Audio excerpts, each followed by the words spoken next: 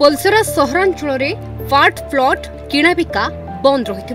अंचलवासी मध्य तीव्र जनसंतोष प्रकाश पाई जहाँ ओडिशा सरकार निष्पत्ति प्रकार 500 वर्गमीटर पर्यंत प्लट किणाबिका हो पार हेले उपरोक्त किणाबिका को नहीं आईनगत निष्पत्ति थिबा सत्वे भी अन्य सब रजिस्ट्री ऑफिस रे बिका किणा हेउछि। मात्र बड़ दुख और परितापर विषय यही कि सरकार विज्ञप्ति प्रकाश परठारु पोलसरा सब रजिस्ट्रार और तहसीलदार बिका किणा सकाशे कौनसी अनुमति प्रदान करू नथिबारु जनसाधारण मध्य तीव्र जनसंतोष देखा देछि। जहाँ आवश्यक समय स्वल्प परिमाण जमी बिका किणार बंद हेतु निरीह लोक माने स्वास्थ्य जनित समस्या भोगिबा सहित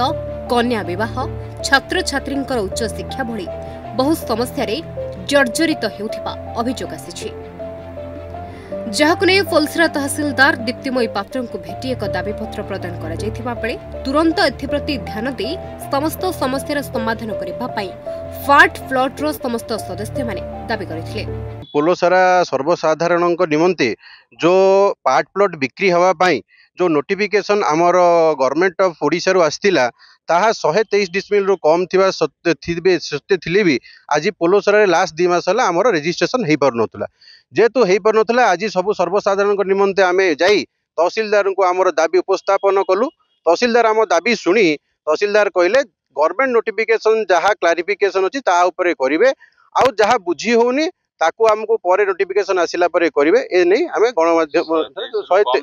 123 रो कम थिबो जदी अर्बन एरिया रे ताले गोटे थरा ही प्लॉट प्लॉट करि परिवे ए सब जिंस को बहुत क्लारिफिकेशन थिबा सत्ते भी आमे बुझी न पारी तहसीलदार भी बुझी न पारी किछि हमको बतैथिले कि बाट केमिति फिटला आ केते करि हबो ताकू नै कि आमे डिस्कशन हेइथिला आ आज आमे ए समय की डिस्कशन करथिलु। गवर्नमेंट रो पार्ट प्लॉट विषय रे परमिशन थिबा सत्वे पोलसरा तहसील रे पार्ट प्लॉट रजिस्ट्रेशन होनथिला तेणु आज आमे सबु व्यवसायी भाई माने मिसी तहसीलदार को मिसिलु एवं केमिति कार्यकारी हबो से विषय रे आलोचना कर आमे देखिलु जे मंत्री बाइट थिला जे से पार्ट प्लॉट 123 डेसिमल रु कम रे पार्ट प्लॉट हेई पारियो मात्र तहसीलदार मना करथिले जे एनएस एरिया रे अर्बन एरिया रे पार्ट प्लॉट हेई पारियो नाही तेणु आमे आज तांको आलोचना कलु 123 डेसिमल रु कम थिले रजिस्ट्रेशन करिया पई। पोलसरा रु मनोज कुमार घड़े रिपोर्ट न्यूज़ 8 इंडिया।